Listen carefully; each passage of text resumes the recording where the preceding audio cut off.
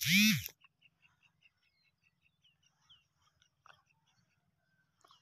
guys, welcome back to my YouTube channel. আহি গল এটা গুৰুত্বপূৰ্ণ খবৰ যিসকল মানুহে অৰুণোদয় আঁচনিৰ বাবে আবেদন কৰিছে তেওঁলোকৰ কাৰণে আহিছে এটা অতিকৈ গুৰুত্বপূৰ্ণ খবৰ বা অৰুণোদয় আঁচনিৰ কাৰণে আপুনি যদি আবেদন কৰিছে বা আপোনাৰ পৰিয়ালৰ যদি কোনো সদস্যই আবেদন কৰিছে তেনেহলে আপোনাৰ কাৰণে আহিছে এটা বেয়া খবৰ কাৰণ অৰুণোদয় আঁচনিৰ যিখন আপোনাৰ ইনকাম সাৰ্টিফিকেট লাগিব বুলি কিছুমানে কৈ আছে যে অৰুণোদয় আঁচনি আপুনি যেতিয়া আবেদন কৰিব সেই সময়ত আপোনাৰ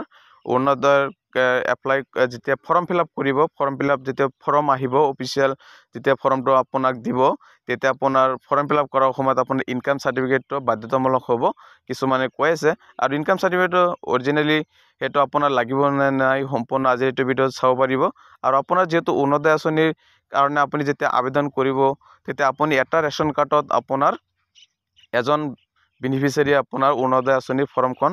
লাভ কৰিব যেটো গাইডলাইনত দিয়া আছে কিন্তু অৰুণোদয় আঁচনিৰ কাৰণে আপুনি এতিয়া আবেদন কৰিবলৈ হলে আপোনাৰ ৰেশন কাৰ্ডৰ পৰা হাজাৰ হাজাৰ মানুহৰ নাম কৰ্তন হৈ আছে বা আপোনাৰ নামটো কৰ্তন যদি হৈছে তেনেহলে আপুনি অৰুণোদয় আঁচনিৰ কাৰণে আবেদন কৰিব নোৱাৰিব বা আপুনি যিখন ফৰ্ম লাভ কৰিলে আপুনি সেই অৰুণোদয় আঁচনিৰ ধন আপুনি লাভ নকৰিব কাৰণ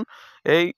ডিসেম্বৰ মাহৰ 15 তাৰিখৰ পৰা নাম কৰ্তনবিলাক আৰম্ভ হৈছে আৰু আপুনি যদি এতিয়ালৈকে চেক কৰা নাই বা আপোনাৰ যদি নতুনকৈ ৰেশন কাৰ্ড বনাইছে এতিয়ালৈকে আপুনি সেই ৰেশন কাৰ্ডৰ আজি ষ্টেটাছখন চাব আপোনাৰ সেই নামটো কৰ্তন হৈছে আৰু যিসকলে নতুনকৈ বনাইছে বা যিসকলৰ 2 বা 3 জনতকৈ কম পৰিয়ালৰ যিসকল সদস্য আছে সেইসকল ৰেশন কাৰ্ডৰ নামবিলাক অলৰেডি কৰ্তন হৈ আছে আৰু যিসকল কৰ্তন হোৱা নাই তেওঁলোকৰ কৰ্তন হ'ব নতুনবিলাক আৰু পুৰণা সকলৰ কথা হেতু বেলেগ কিন্তু নতুন যিসকলে বনাইছে তেওঁলোকৰ কৰ্তন হ'ব আৰু সেই কাৰণে অৰুণোদয় আঁচনিৰ কাৰণে যদি আপুনি এতিয়ালৈকে যদি আবেদন কৰিম বুলি ভাবি আছে বা আবেদন কৰা নাই তেনেহলে আপুনি আগত আপোনাৰ ৰেশন কাৰ্ডৰ নামটো কৰ্তন হৈছে না নাই হেতু চাই ল'ব আৰু আপোনাৰ ইয়াত যেটো অৰুণোদয় আঁচনি যেতিয়া ফৰ্ম ফিলআপ কৰাৰ সময়ত আপোনাৰ ইনকাম সাৰ্টিফিকেটটো বাধ্যতামূলক নেকি সেই সম্পৰ্কে অসমৰ মুখ্যমন্ত্ৰী ডাঙৰীয়াই কি তথ্য প্ৰকাশ কৰিছে সেইখন আজিৰ এই ভিডিঅ'ত জানিব পাৰিব গতিকে স্কিপ নকৰাকৈ চাই থাকিব আৰু ইয়াত চাবলৈ পাইছে অৰুণোদয় আঁচনি যেহেতু আপোনাৰ 15 ডিসেম্বৰৰ পৰা 28 ডিসেম্বৰৰ ভিতৰত আপোনাৰ যিসমূহ গাঁও সভাত আপোনাৰ এই মানে নামবিলাক মানে মেনশন কৰিব বা কোনসকল যোগ্য কোনসকল অযোগ্য যিবিলাক পুৰণা আছে সেইসকলৰ নামবিলাক কিছুমান কৰ্তন হ'ব আৰু যিসকল নতুন আছে তেওঁলোকক এড কৰিব এনেকৈ আপোনাৰ যিখন গাইডলাইন প্ৰকাশ কৰিছিল আৰু সেই গাইডলাইন ভিত্তিত যিখন আপুনি ফৰ্ম যেতিয়া লাভ কৰিব অৰুণোদয় 3.0 আৰু সেই ফৰ্মত আপোনাৰ ইনকাম সাৰ্টিফিকেট লাগিব না নাই সম্পূৰ্ণ তথ্য এইটো ভিডিঅ'ত জানিব পাৰিব ইয়াত চাবলৈ হৈছে অসমৰ মুখ্যমন্ত্ৰী ডাঙৰীয়াই কি প্ৰকাশ কৰিছে ইয়াত চাবলৈ হৈছে ৰাজ্যক সকাহ প্ৰদানেই আমাৰ লক্ষ্য আমাৰ চৰকাৰৰ বিত্ত বিভাগৰ দ্বাৰা অৰুণোদয় 3.0 অধীনত উপাৰ্জনৰ প্ৰমাণপত্ৰৰ প্ৰয়োজনীয়তা সম্পৰ্কত এক জাননী জাৰি কৰা হৈছে যে উক্ত আঁচনিৰ অধীনত বিত্তীয় সাহায্য লাভ কৰিবলৈ বৈধ ৰেশন কাৰ্ড থকা ব্যক্তি তথা পৰিয়ালে উপাৰ্জনৰ প্ৰমাণপত্ৰ জমা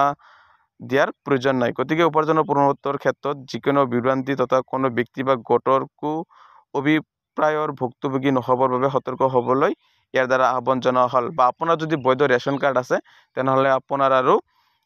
উপাৰ্জনৰ যেটো প্ৰমাণপত্ৰ বা আপোনাৰ যিখন ইনকাম সাৰ্টিফিকেট সেই ইনকাম সাৰ্টিফিকেটৰ আপোনাৰ আৰু প্ৰয়োজন নাই বা আপোনাৰ যদি বেলেগে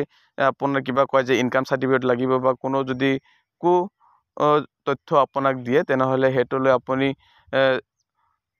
আপুনি হেতুলৈ চিন্তা নকৰিব কাৰণ আপোনাৰ ইয়াত যেটো স্পষ্টীকৰণ দিছে অসমৰ মুখ্যমন্ত্ৰী ডাঙৰীয়াই আৰু হেতুৰ ভিত্তিত আপোনাৰ অৰুণোদয় আঁচনিৰ কাৰণে আপোনাৰ কোনো ধৰণৰ ইনকাম সাৰ্টিফিকেটৰ প্ৰয়োজন নহব আপুনি জাস্ট বৈধ ৰেশন কাৰ্ড থাকিলেই হ'ব সেইকাৰণে আপুনি আপোনাৰ যেটো ৰেশন কাৰ্ডৰ কাৰণে যদি আবেদন কৰিছে তেনেহলে সেই ৰেশন কাৰ্ডৰ যেহেতু এতিয়া কৰ্তন হৈছে আপোনাৰ নামটো ঠিক আছে না হেতু চাই ল'ব আৰু লগতে আপোনাৰ ৰেশন কাৰ্ডত আপোনাৰ আধাৰ আপডেটখন হৈছে না নাই সম্পূৰ্ণ চালি জাৰি চাব আৰু আধাৰ আপডেট যদি এতিয়ালৈকে হোৱা নাই তেনেহলে আপুনি অৰুণোদয় আঁচনিৰ যিখন ধন বা সেইখিনি লাভ নকৰিব লগতে আপোনাৰ যেটো ফৰ্ম সেইখন ফৰ্ম লাভ কৰিলে আপুনি পিছত আপোনাৰ নামটো অটোমেটিক কৰ্তন হৈ যাব আৰু ইয়াত চাবলৈ হৈছে অৰুণোদয়ৰ যিখন স্পষ্টীকৰণ দিছে অসম চৰকাৰৰ স্পষ্টীকৰণ অৰুণোদয়ৰ সম্পূৰ্ণ চাবলৈ পাইছে যেটো বৈধ ৰেশন কাৰ্ড ইয়াত উল্লেখ আছে সম্পূৰ্ণ আৰু যিসকলে মানে কৈ থাকিব যে অৰুণোদয় আঁচনিৰ কাৰণে ইনকাম সাৰ্টিফিকেট লাগে হেতু সম্পূৰ্ণ তথ্য মিছা আৰু আপুনি সেইটো তথ্য লৈ চিন্তা নকৰি আপুনি ডাইৰেক্টলি আপুনি কি কৰিব আপোনাৰ বৈধ ৰেচন কাৰ্ড যদি আছে তেনেহ'লে আপুনিও অৰুণোদয় আঁচনি যিখন ফৰ্ম যেতিয়া ফিল আপ কৰিব তেতিয়া আপোনাৰ সেইখন আপোনাৰ অৰুণোদয়ৰ কাৰণে যিখন আপোনাৰ গাইডলাইন দিয়া আছে সেই গাইডলাইনৰ ভিতৰত যদি আপুনি পৰে তেনেহ'লেও আপুনি অৰুণোদয় আঁচনিৰ ফৰ্মটো লাভ কৰিব আৰু আপুনি অৰুণোদয় আঁচনিৰ ধনবিলাকো লাভ কৰিব।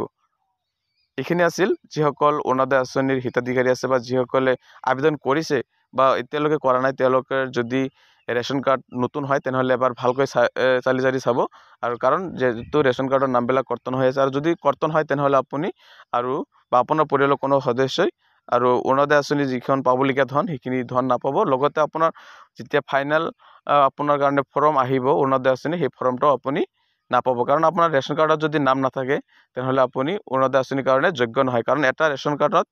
এজন বেনিফিচিয়াৰীয়ে এটা ফৰ্ম লাভ কৰাৰ যদি যোগ্য হিতাধিকাৰী আছে তেনেহ'লে